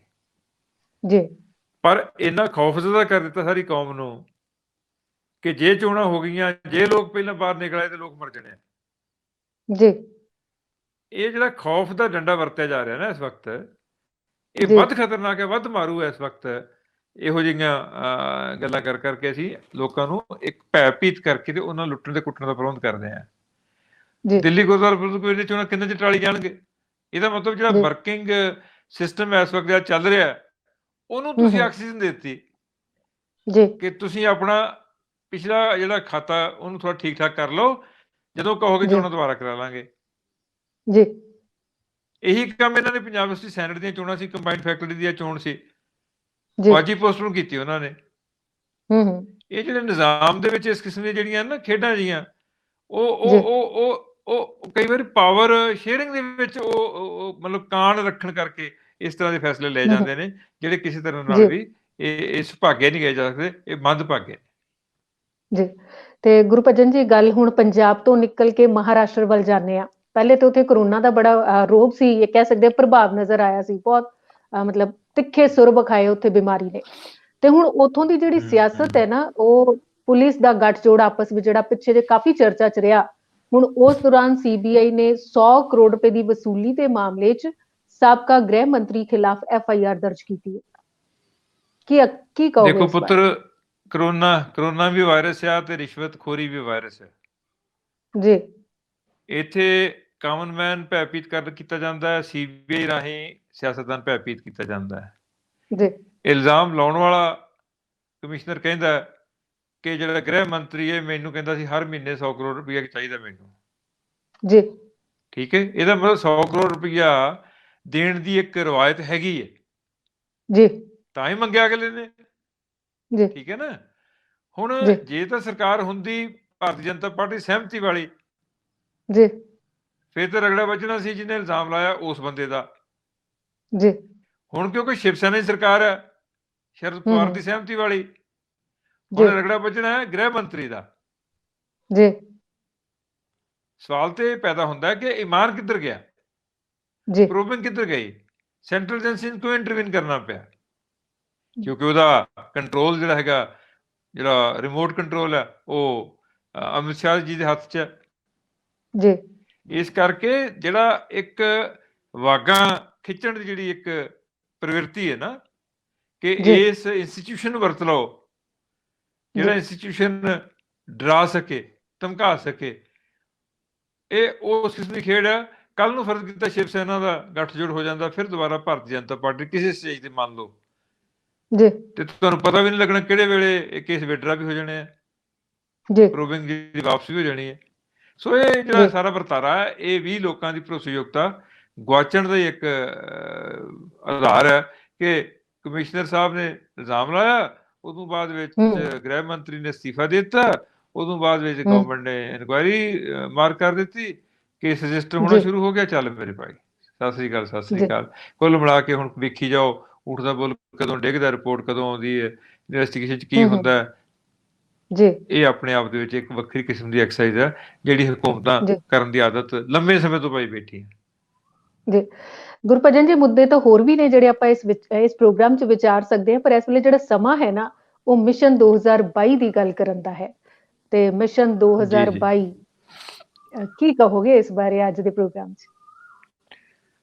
ਮੈਂ ਤਾਂ ਇਹੀ ਕਹਾਂਗਾ ਜੀ ਕਿ ਮਿਸ਼ਨ 2022 ਸਿਆਸਤਦਾਨ ਵਾਸਤੇ ਤਾਂ ਹੋ ਸਕਦਾ, ਲੋਕਾਂ ਵਾਸਤੇ ਤਾਂ ਮਿਸ਼ਨ 2021 ਤੋਂ ਖਲਾਸੀ ਕਰਾਉਣੀ ਬਹੁਤ ਔਖੀ ਹੋਈ ਪਈ ਹੈ। ਬਿਲਕੁਲ। ਮਿਸ਼ਨ 2021 ਦੇ ਵਿੱਚ ਸਾਡੀ ਕਿਸਾਨੀ ਪਿਛਲੇ 5 ਮਹੀਨਿਆਂ ਤੋਂ ਲਗਭਗ ਦਿੱਲੀ ਦੀਆਂ ਬਰੂਹਾਂ ਤੇ ਬੈਠੀ ਹੈ ਜੀ। ਮਾਵਾਂ ਰੁਲ ਰਹੀਆਂ ਨੇ, ਬਜ਼ੁਰਗ ਬਾਬੇ ਰੁਲ ਰਹੇ ਨੇ, ਬੱਚੇ ਰੁਲ ਰਹੇ ਨੇ, ਜਵਾਨ ਰੁਲ ਰਹੇ ਨੇ। ਲਗਭਗ 450 ਪੰਜਾਬੀ ਇਸ ਅੱਗ ਦੀ ਭੇਟਾ ਚੜ ਚੁੱਕੇ ਨੇ, ਕੋਈ ਹਾਦਸੇ 'ਚ, ਕੋਈ ਬਿਮਾਰੀ 'ਚ, ਕੋਈ ਬੁਢਾਪੇ 'ਚ, ਕੋਈ ਇਲਾਜ ਖੁਣਨੋਂ। ਜੀ। ਇਹ ਸਾਰਾ ਵਰਤਾਰਾ ਜਿਹੜਾ ਹੈਗਾ ਉਹ ਤੋਂ ਖਹਿੜਾ ਛੁੱਟਣਾ ਵੀ ਇਸ ਵੇਲੇ ਔਖਾ ਹੋਇਆ ਪਿਆ ਜੀ। ਨਾ ਤਾਂ ਰੋਜ਼ੇ ਬਖਸ਼ੇ ਜਾ ਰਹੇ ਨੇ ਤੇ ਨਾ ਖਲਾਸੀ ਹੋ ਰਹੀ ਹੈ ਜੀ। ਨਾ ਕਾਨੂੰਨ ਤਿੰਨੇ ਜਿਹੜੇ ਬਣਾਏ ਗਏ ਸੀਗੇ ਉਹਨਾਂ ਦੇ ਬਾਰੇ 'ਚ ਵਿਚਾਰ ਕਰਨ ਨੂੰ ਕੇਂਦਰ ਸਰਕਾਰ ਦੀ ਗੰਭੀਰਤਾ ਦਿਸ ਰਹੀ ਹੈ ਜੀ। ਤੇ ਨਾ ਹੀ ਕਿਸਾਨੀ ਉਸ ਮਾਮਲੇ ਤੋਂ ਪਿੱਛੇ ਹਟਣ ਨੂੰ ਤਿਆਰ ਹੈ, ਕਿਉਂਕਿ ਪਿੱਛੇ ਹਟਣ ਦਾ ਮਤਲਬ ਆ ਕਿ ਤੁਸੀਂ ਇੱਕ ਮੂਵਮੈਂਟ ਨੂੰ ਦੁਬਾਰਾ ਸ਼ੁਰੂ ਕਰਨ ਵਾਸਤੇ ਲਗਭਗ 50 ਸਾਲ ਬਾਅਦ ਸੋਚ ਸਕੋਗੇ, ਇੱਕਦਮ ਨਹੀਂ ਸੋਚ ਸਕੋਗੇ। ਇਹ ਲੋਕਾਂ ਨੂੰ ਵੀ ਪਤਾ, ਇਹ ਲੀਡਰਸ਼ਿਪ ਨੂੰ ਵੀ ਪਤਾ, ਹਕੂਮਤ ਨੂੰ ਵੀ ਪਤਾ। ਇਸ ਕਰਕੇ ਸਬਰ ਦੀ ਜਿਹੜੀ ਪ੍ਰੀਖਿਆ ਆ ਉਹ ਜਿਸ ਅੰਦਾਜ਼ 'ਚ ਲਈ ਜਾ ਰਹੀ ਹੈ ਤੇ ਇਹ ਸਾਡੇ ਵੀਰ ਦੇ ਰਹੇ ਨੇ, ਉਹ ਅਲਟੀਮੇਟਲੀ ਕਿਤੇ ਗਲਤ ਟਰਨ ਨਾ ਲੈ ਜਾਵੇ, ਉਸ ਗੱਲ ਦਾ ਖਦਸ਼ਾ ਮਨ ਦੇ ਵਿੱਚ ਹਰ ਵੇਲੇ ਬਣਿਆ ਰਹਿੰਦਾ। ਕਦੇ ਆਪਰੇਸ਼ਨ ਕਲੀਨ ਦੇ ਨਾਂ ਤੇ ਡਰਾਵਾ ਦਿੱਤਾ ਜਾਂਦਾ, ਕਦੇ ਕਰੋਨਾ ਦਾ ਡੰਡਾ ਤੰਤਰ ਵਰਤਿਆ ਜਾਂਦਾ, ਕਦੇ ਕਹਿੰਦੇ ਪ੍ਰੇਰਨਾ ਦਿਆਂਗੇ ਜੀ, ਫਿਰ ਆਹ ਕਰਾਂਗੇ ਜੀ, ਫਿਰ ਉਹ ਕਰਾਂਗੇ ਜੀ, ਉਦੋਂ ਬਾਅਦ ਵਿੱਚ ਜੇ ਨਾ ਮੰਨੇ ਤਾਂ ਫਿਰ ਫੌਜ ਨੂੰ ਕਹਾਂਗੇ ਜੀ ਸਾਫ਼ ਕਰੋ ਜੀ। ਤੇ ਫੌਜ ਦੀ ਸਫਾਈ ਜਿਹੜੀ ਹੁੰਦੀ ਉਹ ਸਿੱਧੀ ਪੱਧਰੀ ਨਹੀਂ ਹੁੰਦੀ, ਉਹ ਤਾਂ ਫਿਰ ਬੰਦੇ ਉੱਥੋਂ ਫੌੜੇ ਨਾਲ ਇਕੱਠੇ ਕਰਨੇ ਪੈਂਦੇ ਨੇ ਜਿਹੜੇ ਚੀਥੜੇ ਜਿਹੇ ਇਹਨਾਂ ਦੇ ਉੱਡੇ ਹੁੰਦੇ ਨੇ। ਇਸ ਕਰਕੇ ਉਹ ਦਿਨ ਨਾ ਹੀ ਆਵੇ ਤਾਂ ਚੰਗੀ ਗੱਲ ਹੈ, ਕਿਉਂਕਿ ਇਸ ਮੁਲਕ ਵਾਸਤੇ ਉਹ ਸਭ ਤੋਂ ਵੱਡਾ ਗੂੜਾ ਕਾਲਾ ਦਿਨ ਹੋਏਗਾ ਜਿਸ ਦਿਨ ਆਪਰੇਸ਼ਨ ਕਲੀਨ ਰਾਹੀਂ ਭਾਰਤੀ ਸੈਨਾ ਦੀ ਵਰਤੋਂ ਆਪਣੇ ਟੱਬਰ ਦੇ ਜੀਆਂ ਨੂੰ ਹਟਾਉਣ ਵਾਸਤੇ ਵਰਤੀ ਜਾਵੇਗੀ ਜੀ। ਤੇ ਗੁਰਭਜਨ ਜੀ, ਸ਼ਰਧਾਂਜਲੀਆਂ, ਬਰਸੀਆਂ, ਸਮਾਗਮ, ਇਹਨਾਂ ਦੇ ਵਿੱਚ ਕਿਹੜੀਆਂ ਸ਼ਖਸੀਅਤਾਂ ਸ਼ਾਮਲ ਨੇ? ਮੈਂ ਬੇਟੇ ਕੀ ਦੱਸਾਂ, ਮੈਂ ਤਾਂ ਸਵੇਰੇ ਦਿਨ ਚੜ੍ਹਿਆ, ਦਿਨ ਚੜ੍ਹਨ ਸਾਰੇ 2 ਮੰਦੀਆਂ ਖਬਰਾਂ ਨੇ ਮੇਰਾ ਮਨ ਭਰ ਦਿੱਤਾ। ਪੰਜਾਬੀ ਗੀਤਕਾਰੀ ਦਾ ਬਹੁਤ ਵੱਡਾ ਨਾਂ ਸੀ, ਜਿਹਨੇ ਪਹਿਲਾਂ ਲੋਕ ਨਾਚਾਂ 'ਚ ਇੰਟਰਨੈਸ਼ਨਲ ਆਪਣਾ ਸਟੇਟਸ ਬਣਾਇਆ। ਟਿਊਨਿਸ ਦੇ ਵਿੱਚ ਜਿਹੜਾ ਭਾਰਤੀ ਡੈਲੀਗੇਸ਼ਨ ਗਿਆ ਸੀ, ਉਸ ਦਾ ਉਹ ਆਗੂ ਸੀ। ਪਟਿਆਲੇ ਰਹਿੰਦਾ ਸੀ, ਮੋਗਾ ਜ਼ਿਲ੍ਹੇ ਦੇ ਪਿੰਡ ਚਿੜਕ ਦਾ ਜੰਮਿਆ ਜਾਇਆ ਸੀ। ਸਿਵਲ ਡਿਫੈਂਸ 'ਚ ਫਿਰ ਨਾਰਥ ਕਲਚਰ ਸੈਂਟਰ 'ਚ ਪ੍ਰੋਗਰਾਮ ਆਫਿਸਰ ਦੇ ਰੂਪ 'ਚ ਜ਼ਿੰਮੇਵਾਰੀ ਨਿਭਾਉਣ ਵਾਲਾ ਸਾਡਾ ਪਿਆਰਾ ਵੀਰ ਸੁਰਜੀਤ ਸਿੰਘ ਗਿੱਲ, ਜਿਹੜਾ ਗੀਤਕਾਰੀ 'ਚ ਗਿੱਲ ਸੁਰਜੀਤ ਦੇ ਨਾਮ ਨਾਲ ਜਾਣਿਆ ਜਾਂਦਾ ਸੀ। 3 ਕਿਤਾਬਾਂ ਦਾ ਸਿਰਜਕ ਸੀ। ਪੰਜਾਬੀ ਸਾਹਿਤ ਅਕਾਡਮੀ ਲੁਧਿਆਣਾ ਦਾ ਜੀਵਨ ਮੈਂਬਰ ਸੀ। ਉਹ ਅੱਜ ਸਾਨੂੰ ਸਦੀਵੀ ਵਿਛੋੜਾ ਦੇ ਗਿਆ। ਪਤਾ ਨਹੀਂ ਕਿੰਨੀਆਂ ਫਿਲਮਾਂ ਦੇ ਵਿੱਚ ਉਸਨੇ ਕੋਰੀਓਗ੍ਰਾਫੀ ਕੀਤੀ। ਔਰ ਤੁਹਾਨੂੰ ਯਾਦ ਹੋਣਾ, ਇੱਕ ਫਿਲਮ ਆਈ ਸੀ ਸੱਗੀ, ਗਿੱਧਾ ਆਧਾਰਿਤ ਸੀ, ਪ੍ਰੀਤ ਮਾਂਗਟ ਦੇ ਨਾਲ ਰਲ ਕੇ ਬਣਾਈ ਸੀ। ਉਹਦੀ ਕੋਰੀਓਗ੍ਰਾਫੀ ਗਿੱਲ ਸੁਰਜੀਤ ਹੋਰਾਂ ਕੀਤੀ। ਦੂਰਦਰਸ਼ਨ ਦੇ ਕਿੰਨੇ ਪ੍ਰੋਗਰਾਮ ਸੀ ਜਿਹਨਾਂ ਦੀ ਕੋਰੀਓਗ੍ਰਾਫੀ ਉਹਨਾਂ ਕੀਤੀ। ਕਿੰਨੀਆਂ ਫਿਲਮਾਂ ਦੀ ਕੋਰੀਓਗ੍ਰਾਫੀ ਕੀਤੀ ਉਹਨਾਂ ਨੇ। ਆਪ ਫੋਕ ਡਾਂਸਸ ਦੇ ਵਿੱਚ ਇੰਟਰਨੈਸ਼ਨਲ ਥਾਂ ਬਣਾਇਆ। ਤੇ ਜਿਹੜੀਆਂ 1982 ਦੇ ਵਿੱਚ ਭਾਰਤੀ ਏਸ਼ੀਆਈ ਖੇਡਾਂ ਹੋਈਆਂ ਸੀ, ਉਹਨਾਂ ਦਾ ਜਿਹੜਾ ਪੈਨਲ ਆਫ ਕੋਚਸ ਸੀਗਾ, ਉਹਦੇ ਵਿੱਚ ਗਿੱਲ ਸੁਰਜੀਤ, ਪੰਮੀ ਬਾਈ, ਬਲਵਿੰਦਰ ਕਾਲੋਂ, ਇਹ ਸਾਰੇ ਵੀਰ ਸਰਦਾਰ ਭਾਗ ਸਿੰਘ ਦੀ ਅਗਵਾਈ ਥੱਲੇ ਉਹਦੇ ਕੋਚਸ ਦੇ ਪੈਨਲ ਸੀਗੇ। ਤੇ ਉਹ ਅੱਜ ਸਾਨੂੰ ਸਦੀਵੀ ਵਿਛੋੜਾ ਦੇ ਗਿਆ ਪਟਿਆਲਾ 'ਚ। ਗਿੱਲ ਸੁਰਜੀਤ ਦੇ ਗੀਤਾਂ ਦਾ ਜ਼ਿਕਰ ਕਰੀਏ ਤਾਂ ਬੜਾ ਨੋਨ ਗੀਤ ਸੀ ਉਹਦਾ, ਸ਼ਹਿਰ ਪਟਿਆਲੇ ਦੇ ਮੁੰਡੇ ਮੁੱਛ ਫੁੱਟ ਗੱਭਰੂ ਨੇ ਸੋਹਣੇ, ਪੱਗਾਂ ਪੋਚਵੀਆਂ, ਦਿਲ ਵੱਟੇ ਦਿਲ ਨੂੰ ਵਟਾਉਣੇ, ਜਾਂ ਉਹਦਾ ਯੰਕੀ ਲਵ ਯੂ ਕਰਦੇ ਰਹਿੰਦੇ ਠੰਡੇ ਹੋ ਕੇ ਭਰਦੇ, ਜਾਂ ਹੋਰ ਗੀਤ ਸੁੰਦਰ ਸ਼ਿੰਦਾ ਦੇ ਗਾਏ, ਹਰਦੀਪ ਹੋਰਾਂ ਦੇ ਗਾਏ, ਜਾਂ ਵੱਖ-ਵੱਖ ਗੋਈਆਂ ਦੇ ਗਾਏ ਹੋਏ। ਮੇਰਾ ਖਿਆਲ ਹੈ ਕਿ ਉਸ ਆਦਮੀ ਨੇ 500 ਦੇ ਕਰੀਬ ਗੀਤ ਲਿਖੇ, ਔਰ 500 ਦੇ 500 ਹੀ ਲੋਕਾਂ ਨੇ ਵੱਖਰੇ ਵੱਖਰੇ ਗਾਏ। ਉਹ 3 ਕਿਤਾਬਾਂ ਦਾ ਸਿਰਜਕ ਸੀ। ਉਹ ਮੇਲਾ ਮੁੰਡੇ ਕੁੜੀਆਂ ਦਾ ਕਿਤਾਬ ਸੀ ਉਹਨਾਂ ਦੀ, ਵੰਗਾ ਦਸ਼ਨ ਕਾਟਾ ਸੀ। ਔਰ ਮੇਰਾ ਸੁਭਾਗ ਇਹ ਹੈ ਕਿ 1971 ਤੋਂ ਲੈ ਕੇ ਮੇਰਾ ਉਹ ਵੱਡਾ ਵੀਰ, ਮੇਰਾ ਬਹੁਤ ਮਿਹਰਬਾਨ ਵੀਰ, ਮੁਹੱਬਤ ਕਰਦਾ ਸੀ। ਔਰ ਸੱਚ ਜਾਣਿਓ, ਅਸੀਂ ਹੱਸ ਕੇ ਕਈ ਵਾਰੀ ਕਿਆ ਕਰਨਾ, ਸੁਰਜੀਤ ਵੀਰ, ਤੇਰੇ ਵਿੱਚ ਨਿੱਘ ਦਾ, ਮੁਹੱਬਤ ਦਾ ਉਹ ਅੰਸ਼ ਹੈ ਕਿ ਤੂੰ ਇੱਕ ਵਾਰੀ ਰੁੱਖ ਦੇ ਥੱਲਿਓਂ ਲੰਘ ਜਾਵੇਂ ਨਾ, ਤੇ ਅਗਲੀ ਵਾਰ ਤੇ ਲੰਘਣਾ ਪੈ ਜਾਵੇ ਉਸ ਰੁੱਖ ਦੇ ਥੱਲਿਓਂ, ਤਾਂ ਉਸ ਦਰਖਤ ਨੂੰ ਪੁੱਛ ਕੇ ਜਾਏਗਾ ਵੀ ਤੇਰਾ ਕੀ ਹਾਲ ਹੈ। ਇਹਨਾਂ ਮੁਹੱਬਤੀ ਜੀ ਜੋ ਜਾਂਦਾ ਧਰਤੀ ਤੋਂ, ਤਾਂ ਮਨ ਉਦਾਸ ਹੁੰਦਾ ਹੈ, ਮਨ ਬਹੁਤ ਉਦਾਸ ਹੁੰਦਾ ਹੈ। ਬਿਲਕੁਲ ਇਹਨਾਂ ਦਾ ਪਟਿਆਲੇ ਵਿੱਚ ਜੀਵਨ ਬੀਤਿਆ ਸਾਰਾ, ਕਿਉਂਕਿ ਸਤਿਕਾਰਯੋਗ ਇਹਨਾਂ ਦੇ ਪਿਤਾ ਜੀ ਉੱਥੇ ਨੌਕਰੀ ਕਰਦੇ ਸੀ। ਔਰ ਇਹ ਪਰਿਵਾਰ ਦੇ ਬਾਕੀ ਜੀਆਂ ਨੇ ਵੀ ਬੜਾ ਆਪੋ ਆਪਣੇ ਖੇਤਰਾਂ 'ਚ ਕੰਮ ਕੀਤਾ। ਸਾਡੇ ਜੇਲ੍ਹ ਡਿਪਾਰਟਮੈਂਟ ਦੇ ਵਿੱਚ IG ਰਿਟਾਇਰ ਹੋਏ ਗੁਰਦਰਸ਼ਨ ਸਿੰਘ ਗਿੱਲ, ਇਹਨਾਂ ਦੇ ਵੱਡੇ ਭਾਈ ਸਾਹਿਬ, ਔਰ ਭੈਣ ਜੀ ਪ੍ਰਭ ਸ਼ਰਨ ਕੌਰ, ਡਾਕਟਰ ਪ੍ਰਭ ਸ਼ਰਨ ਕੌਰ, ਜਿਹੜੇ ਫਿਜ਼ੀਕਲ ਐਜੂਕੇਸ਼ਨ ਕਾਲਜ ਦੇ ਪ੍ਰਿੰਸੀਪਲ ਰਹੇ ਪਟਿਆਲੇ ਦੇ ਵਿੱਚ। ਔਰ ਗਿੱਧੇ ਦੀ ਦੁਨੀਆ ਦੇ ਵਿੱਚ ਬਹੁਤ ਵੱਡਾ ਰੋਲ ਹੈ ਉਹਨਾਂ ਦਾ। ਔਰ ਉਹਦੇ ਬਿਨਾਂ ਫਿਲਮਾਂ ਦੇ ਵਿੱਚ ਵੀ ਬਹੁਤ ਉਹਨਾਂ ਨੇ ਅਦਾਕਾਰੀ ਕਰਕੇ ਵੀ ਆਪਣਾ ਨਾਂ ਥਾਂ ਬਣਾਇਆ। ਇਸ ਪਰਿਵਾਰ ਦੀ ਫੋਕ ਡਾਂਸਸ ਨੂੰ ਜਿਹੜੀ ਵੱਡੀ ਕੰਟਰੀਬਿਊਸ਼ਨ ਹੈ, ਮੇਰਾ ਨਹੀਂ ਖਿਆਲ ਕਿ ਕਿਸੇ ਇੰਡੀਵਿਜੂਅਲ ਜੀ ਦੀ ਹੋਵੇ। ਗਿੱਧੇ ਔਰ ਭੰਗੜੇ ਦੋਵਾਂ ਦੇ ਵਿੱਚ ਹੀ ਸਰਦਾਰੀ ਸੀ ਉਸ ਸੱਜਣ ਦੀ। ਸਾਡੇ ਵਾਸਤੇ ਉਹ ਇੰਨਾ ਮਹੱਤਵਪੂਰਨ ਬੰਦਾ ਸੀ ਕਿ ਮੇਰਾ ਖਿਆਲ ਹੈ ਕਿ ਪਿਛਲੇ 40 ਸਾਲ ਦੇ ਵਿੱਚ ਉਸ ਆਦਮੀ ਨੇ ਘੱਟੋ ਘੱਟ 30-35 ਕਾਲਜਸ ਦੇ ਵਿੱਚ, 4-5 ਯੂਨੀਵਰਸਿਟੀਆਂ 'ਚ ਟਾਪ ਮੋਸਟ ਫੋਕ ਡਾਂਸਰ ਤਿਆਰ ਕਰਕੇ ਦਿੱਤੇ, ਗਿੱਧੇ 'ਚ ਵੀ ਤੇ ਭੰਗੜੇ 'ਚ ਵੀ। ਉਸ ਤੋਂ ਬਿਨਾਂ ਥੀਏਟਰ ਦੀ ਦੁਨੀਆ ਦੇ ਬਹੁਤ ਵੱਡੇ ਨਾਮ ਸਨ।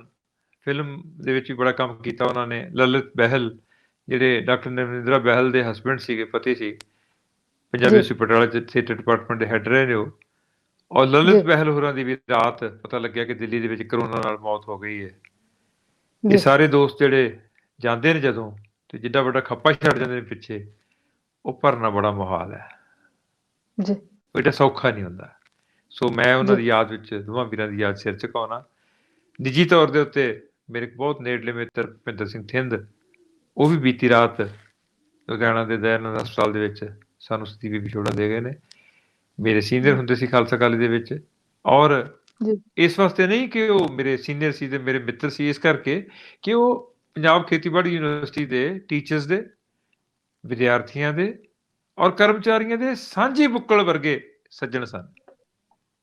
ਇਹੋ ਜਿਹੇ ਬੰਦੇ ਜੋ ਜਾਂਦੇ ਨੇ ਤਾਂ ਸਾਨੂੰ ਉਦਾਸ ਹੋਣਾ ਬਣਦਾ, ਕਿਉਂਕਿ ਇਹਨਾਂ ਕਰਕੇ ਹੀ ਅਸੀਂ ਸਾਹ ਸਵਾਸ ਲੈਂਦੇ ਹਾਂ। ਇੱਕ ਆਕਸੀਜਨ ਉਹ ਜਿਹੜੀ ਸਾਡੇ ਫੇਫੜਿਆਂ ਨੂੰ ਚਾਹੀਦੀ ਹੁੰਦੀ ਹੈ, ਇੱਕ ਆਕਸੀਜਨ ਉਹ ਆ ਰਿਸ਼ਤਿਆਂ ਦੀ ਜਿਹੜੀ ਸਾਨੂੰ ਜਿਉਣ ਵਾਸਤੇ ਸਾਰੇ ਅੰਗਾਂ ਨੂੰ ਚਾਹੀਦੀ ਹੁੰਦੀ ਹੈ।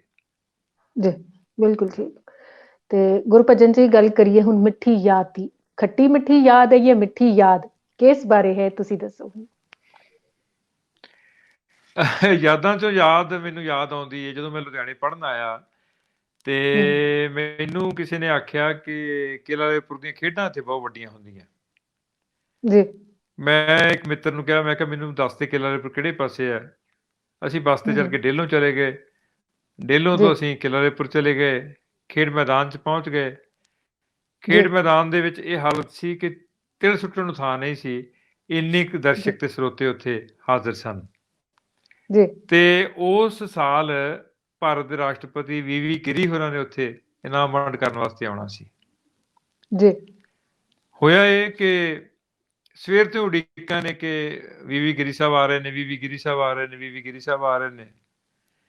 ਸ਼ਾਮ 5 ਵਜ ਗਏ, 5 ਵਜ ਗਏ ਤੇ ਸਟੇਜ ਤੋਂ 5:30 ਵਜੇ ਅਨਾਉਂਸਮੈਂਟ ਹੋਈ ਕਿ ਵੀ ਗਿਰੀ ਸਾਹਿਬ ਨਹੀਂ ਆ ਰਹੇ, ਕਿਉਂਕਿ ਉਹਨਾਂ ਦਾ ਜਹਾਜ਼ ਧੁੰਦ ਕਰਕੇ ਲੈਂਡ ਨਹੀਂ ਕਰ ਸਕਿਆ। ਇਹ ਤਾਂ ਹੋਇਆ। ਇਸ ਨੂੰ ਤਜਰਬੇ ਨੂੰ ਇਸ ਤਰ੍ਹਾਂ ਦੱਸਣ ਦੀ ਗੱਲ ਕਾਰਨ ਇਹ ਆ ਕਿ ਮੈਂ ਇੰਨੀ ਰੌਣਕ ਕਦੇ ਨਹੀਂ ਵੇਖੀ ਜਿੰਨੀ ਉਦੋਂ ਵੇਖੀ। ਉਹ ਵੀ ਗਿਰੀ ਸਾਹਿਬ ਕਰਕੇ ਨਹੀਂ ਸੀ, ਉਹ ਖੇਡਾਂ ਕਰਕੇ ਸੀ। ਕਿਉਂਕਿ ਮੈਂ ਮਾਝੇ ਚੋਂ ਆਇਆ ਸਾਂ ਤੇ ਮਾਝੇ 'ਚ ਜਿਹੜੀਆਂ ਕੁਸ਼ਤੀਆਂ ਹੁੰਦੀਆਂ ਸੀ, ਕਬੱਡੀਆਂ ਹੁੰਦੀਆਂ ਸੀ, ਪਰ ਇਸ ਕਿਸਮ ਦੀਆਂ ਜਿਹੜੀਆਂ ਬੈਲ ਗੱਡੀਆਂ ਦੀ ਦੌੜ ਹੈ, ਤੁਹਾਡੀ ਖਚਰੇੜਾ ਦੌੜ ਹੈ, ਜਿਹੜੀ ਬੋਤੇ ਦੇ ਉੱਤੇ ਖੜੇ ਹੋ ਕੇ ਭਜਾਉਣ ਦੀ ਦੌੜ ਹੈ, ਐਥਲੈਟਿਕਸ ਵਰਲਡ ਕਲਾਸ ਹੈ, ਹਾਕੀ ਇੰਟਰਨੈਸ਼ਨਲ ਲੈਵਲ ਦੀ ਖੇਡੀ ਜਾ ਰਹੀ ਹੈ। ਉਹ ਸੀਨ ਮੈਂ ਕਦੇ ਨਹੀਂ ਸੀ ਵੇਖਿਆ ਕਿ ਇੰਨੀਆਂ ਗੇਮਸ ਇੱਕੋ ਵੇਲੇ ਵੱਖ-ਵੱਖ ਗਰਾਊਂਡ 'ਚ ਹੋ ਰਹੀਆਂ ਨੇ ਔਰ ਲੋਕ ਸਾਰੀਆਂ ਧਿਆਨ ਨਾਲ ਵੇਖ ਰਹੇ। ਮੇਰੇ ਵਾਸਤੇ ਕਰਾਮਾਤ ਤੋਂ ਘੱਟ ਨਹੀਂ ਸੀ। ਪੇਂਡੂ ਖੇਡਾਂ ਦੀ ਓਲੰਪਿਕਸ ਕਿਹਾ ਜਾਂਦਾ ਸੀ, ਉਦੋਂ ਤਾਂ ਲਫ਼ਜ਼ ਨਹੀਂ ਸੀ ਵਰਤਿਆ ਜਾਂਦਾ, ਉਦੋਂ ਇਕੱਲਾ ਖੇਲਾਂ ਕਿਹਾ ਜਾਂਦਾ ਸੀ ਪਿੰਡ ਨੂੰ, ਇਸ ਨੂੰ ਖੇਡਾਂ ਦਾ ਪਿੰਡ ਕਿਹਾ ਜਾਂਦਾ ਸੀ। ਉਦੋਂ ਬਾਅਦ ਜਦੋਂ ਮੇਰੀ ਇਸ ਪਿੰਡ ਨਾਲ ਸਾਂਝ ਪਈ, ਮੇਰੇ ਸਹੁਰੇ ਉਸ ਪਰਿਵਾਰ ਦੇ ਪਿੰਡ ਦੇ ਵਿੱਚ ਬਣ ਗਏ, ਤਾਂ ਮੈਂ ਉਹਦਾ ਜਦੋਂ ਆਪ ਹਿੱਸਾ ਬਣਿਆ ਤਾਂ ਮੈਨੂੰ ਉਹ ਬਿਸਮਾਤ ਦੀ ਜਿਹੜੇ ਪਲ ਸਨ, ਜਦੋਂ ਮੈਂ ਪਹਿਲੀ ਵਾਰ ਉਸ ਖੇਡ ਮੈਦਾਨ 'ਚ ਗਿਆ ਸੀ, ਉਹ ਮੈਨੂੰ ਬਾਰ-ਬਾਰ ਹਾਂਟ ਕਰਦੇ ਸੀ। ਉਹ ਹੁਣ ਵੀ ਮੈਂ ਜਦੋਂ ਕਦੇ ਉਸ ਸਟੇਡੀਅਮ 'ਚ ਜਾਂਦਾ, ਜਿਵੇਂ ਮੈਂ 2 ਕੁ ਸਾਲ ਪਹਿਲਾਂ ਮੈਨੂੰ ਬੁਲਾਇਆ ਗਿਆ ਕਿਉਂਕਿ ਮੇਰੇ ਮਿੱਤਰ ਨੇ ਓਲੰਪੀਅਨ ਸਰਦਾਰ ਗੁਰਬਚਨ ਸਿੰਘ ਰੰਧਾਵਾ ਤੇ ਸਰਦਾਰ ਗੁਰਬਖਸ਼ ਸਿੰਘ ਸੰਧੂ, ਜਿਹੜੇ ਭਾਰਤੀ ਬਾਕਸਿੰਗ ਟੀਮ ਦੇ ਕੋਚ ਰਹੇ ਨੇ, ਦਰੋਣਾਚਾਰੀ ਅਵਾਰਡੀ, ਪਟਿਆਲੇ ਰਹਿੰਦੇ ਨੇ, ਉਹਨਾਂ ਨੂੰ ਆਦਰ ਕਰਨਾ ਸੀ ਪਿੰਡ ਵਾਲਿਆਂ ਨੇ ਖੇਡ ਮੈਦਾਨ ਦੇ ਵਿੱਚ। ਜਦੋਂ ਮੈਂ ਉੱਥੇ ਪਹੁੰਚਿਆ ਤਾਂ ਮੇਰਾ ਇੱਕ ਮਿੱਤਰ ਕੈਨੇਡਾ ਤੋਂ ਮੋਹਨ ਗਿੱਲ ਆਇਆ ਹੋਇਆ ਸੀਗਾ, ਸਰੀ ਤੋਂ, ਉਹ ਸੀ ਮੇਰੇ ਨਾਲ, ਮੈਂ ਸਾਂ, 1-2 ਦੋਸਤ ਹੋਰ ਸੀ, ਪ੍ਰਿੰਸੀਪਲ ਸਰਵਣ ਸਿੰਘ ਹੋਰੀ ਸੀ, ਉਹ BBC ਵਾਸਤੇ ਕਮੈਂਟਰੀ ਕਰਨ ਲਈ ਆਏ ਹੋਏ ਸੀ ਉੱਥੇ ਦਲਜੀਤ ਅਮੀ ਦੇ ਬੁਲਾਵੇ ਤੇ। ਮੈਂ ਉੱਥੇ ਹੈਰਾਨ ਇਸ ਗੱਲ ਤੇ ਹੋਇਆ ਕਿ ਇੱਕ ਆਦਮੀ ਟੀ-ਸ਼ਰਟ ਪਾ ਕੇ ਵਿੱਚ ਦੀ ਮਤਲਬ ਉੱਤੋਂ ਦੀ ਪੈਂਟ ਦੇ ਉੱਤੇ ਬੈਲਟ ਲਾ ਕੇ ਤੇ ਬੜੀ ਫਿਜ਼ੀਕਲ ਕੰਡੀਸ਼ਨ ਬਹੁਤੀ ਉਹਦੀ ਮਜ਼ਬੂਤ ਨਹੀਂ ਸੀ, ਤੇ ਸਟੇਜ ਤੋਂ ਅਨਾਉਂਸ ਹੋਇਆ ਕਿ ਜਿਹੜੇ ਬੰਦੇ ਨੇ 84 ਓਲੰਪਿਕਸ ਦੇ ਵਿੱਚ ਗੋਲਡ ਮੈਡਲ ਜਿੱਤੇ ਸਾਈਕਲਿੰਗ ਦੇ ਵਿੱਚ, ਅਲੈਕਸੀ ਸਿੰਘ ਗਰੇਵਾਲ, ਉਹ ਵੀ ਖੇਡ ਮੈਦਾਨ 'ਚ ਆਇਆ ਹੋਇਆ। ਤੇ ਪਰਵਿੰਦਰ, ਹੈਰਾਨ ਹੋਏਗੀ ਤੂੰ ਬੇਟੇ, ਇਹ ਸਟੇਜ ਤੇ ਜਦੋਂ ਬੈਠੇ ਸੀ, ਉਹ ਅਲੈਕਸੀ ਸਿੰਘ ਗਰੇਵਾਲ ਮੇਰੇ ਨਾਲ ਦੀ ਸੀਟ ਤੇ ਬੈਠਾ ਹੋਇਆ ਸੀ। ਬਹੁਤ ਖੂਬ। ਮੇਰੇ ਲੂ ਕੰਡੇ ਖੜੇ ਹੋ ਗਏ। ਮੈਂ ਕਿਹਾ ਹੈ ਉਹਦਾ ਜੱਦੀ ਪਿੰਡ ਨਾਰੰਗਵਾਲ ਹੈ, ਪਰ ਉਹ ਕਿਉਂਕਿ ਅਮਰੀਕਾ ਵੱਲੋਂ ਪਾਰਟੀਸਪੇਟ ਕੀਤਾ ਸੀ ਉਹਨੇ, ਉਦੋਂ ਉਹਦੇ ਮਾਪੇ ਕਿਸੇ ਸਟੇਜ ਤੇ ਅਮਰੀਕਾ ਗਏ, ਅਮਰੀਕਾ ਵੱਲੋਂ ਪਾਰਟੀਸਪੇਟ ਕੀਤਾ ਸੀ, ਪਰ ਮਾਣ ਤਾਂ ਅਸੀਂ ਕਰਦੇ ਹਾਂ ਨਾ ਕਿ ਭਾਰਤੀ ਮੂਲ ਦਾ ਬੰਦਾ, ਭਾਰਤੀ ਮੂਲ ਦਾ ਹੋਣ ਕਰਕੇ ਇੰਨਾ ਚਾਅ ਸੀ। ਸੋ ਇਹ ਕੁਝ ਵਿਸਮਾਦਿਤ ਪਲ ਹੁੰਦੇ ਆ ਜਿਹੜੇ ਮੈਂ ਆਪਣੀ ਇੱਕ ਸਮੋਏ ਹੋਏ ਨੇ, ਸਾਂਭੇ ਹੋਏ ਨੇ। ਔਰ ਮੈਨੂੰ ਸੱਚ ਜਾਣੇ ਪੁੱਤਰ, ਮੈਂ ਉਦੋਂ ਕਿਸੇ ਇੰਟਰਨੈਸ਼ਨਲ ਖਿਡਾਰੀ ਨੂੰ, ਇੱਕ ਨੂੰ ਨਹੀਂ, ਤਿੰਨਾਂ ਨੂੰ ਇਕੱਠਿਆਂ ਜਦੋਂ ਮਾਣਿਆ ਤਾਂ ਮੈਨੂੰ ਲੱਗਿਆ ਕਿ ਇਹ ਲੋਕ ਆਪਣੀ ਜਦੋਂ ਸਿਖਰ ਤੇ ਹੁੰਦੇ ਨੇ, ਉਦੋਂ ਇਹਨਾਂ ਤੋਂ ਇਕੱਲਾ ਬੰਦਾ ਆਟੋਗ੍ਰਾਫ ਲੈਣ ਵਾਲਾ ਹੁੰਦਾ ਹੈ, ਤੇ ਜਦੋਂ ਉਹ ਸਿਖਰ ਤੋਂ ਉੱਤਰ ਆਉਂਦੇ ਨੇ, ਉਦੋਂ ਸੁਸਾਇਟੀ ਉਹਨਾਂ ਨੂੰ ਉਸ ਢੰਗ ਨਾਲ ਨਹੀਂ ਪਛਾਣਦੀ ਜਿਹੜੇ ਢੰਗ ਨਾਲ ਸਾਡਾ ਪਛਾਣਨਾ ਬਣਦਾ ਹੈ। ਇਸ ਗੱਲ ਦੀ ਮੈਨੂੰ ਸ਼ਰਮਸਾਰੀ ਵੀ ਹੋਈ, ਨਾਲ ਦੀ ਨਾਲ ਇੱਕ ਮਾਣ ਵੀ ਹੋਇਆ ਕਿ ਸ਼ੁਕਰ ਹੈ ਕਿਸੇ ਸੰਸਥਾ ਇਹਨਾਂ ਨੂੰ ਬੁਲਾਇਆ ਤਾਂ ਸਹੀ। ਗੁਰਭਜਨ ਜੀ, ਐਵੇਂ ਨਹੀਂ ਹਰਭਜਨ ਮਾਨ ਨੇ ਐਵੇਂ ਨਹੀਂ ਕਿਹਾ ਕਿ ਚੜ੍ਹਦੇ ਸੂਰਜ ਨੂੰ ਸਲਾਮਾਂ ਹੁੰਦੀਆਂ ਨੇ, ਏਦਾਂ ਕਰਕੇ ਕੁਝ ਗੀਤ ਗਾਇਆ ਉਹਨਾਂ ਨੇ। ਤੇ ਇਸ ਸਮੇਂ ਦਾ ਸੱਚ ਹੈ ਕਿ ਜਦੋਂ ਚੜ੍ਹਦਾ ਹੈ ਉਦੋਂ ਸਭ ਕੁਝ ਚੰਗਾ ਲੱਗਦਾ ਹੈ, ਜਦੋਂ ਛੁਪਣ ਦਾ ਵੇਲਾ ਹੁੰਦਾ ਤੇ ਲੋਕੀ ਪਛਾਣਨਾ ਵੀ ਭੁੱਲ ਜਾਂਦੇ ਨੇ। ਪਰ ਇਸ ਵੇਲੇ ਅਸੀਂ ਸਮੇਂ ਨੂੰ ਜ਼ਰੂਰ ਪਛਾਣਦੇ ਹਾਂ। ਸਮੇਂ ਦੀ ਕਦਰ ਕਰਦੇ ਹੋਏ ਇਸ ਪ੍ਰੋਗਰਾਮ ਨੂੰ ਇੱਥੇ ਸਮੇਟਣ ਤੋਂ ਪਹਿਲਾਂ ਜਦੋਂ ਜੀ ਬੇਟੇ ਸ਼ਾਮ ਆਉਂਦੀ ਹੈ ਨਾ, ਸ਼ਾਮ ਆਉਂਦੀ ਹੈ ਤੇ ਪਰਛਾਵਾਂ ਵੀ ਸਾਥ ਛੱਡ ਜੀ ਜਾਂਦਾ। ਬਿਲਕੁਲ ਠੀਕ। ਤੇ ਇਸ ਵੇਲੇ ਤੁਸੀਂ ਸਾਰੇ ਮੁੱਦਿਆਂ ਤੇ ਵਿਚਾਰ ਸਾਂਝੇ ਕੀਤੇ, ਮਿੱਠੀ ਯਾਦ ਸਾਡੇ ਨਾਲ ਸਾਂਝੀ ਕੀਤੀ, ਆਪਣੇ ਪ੍ਰੋਗਰਾਮ 'ਚ ਜੁੜੇ, ਤੁਹਾਡਾ ਬਹੁਤ ਬਹੁਤ ਧੰਨਵਾਦ।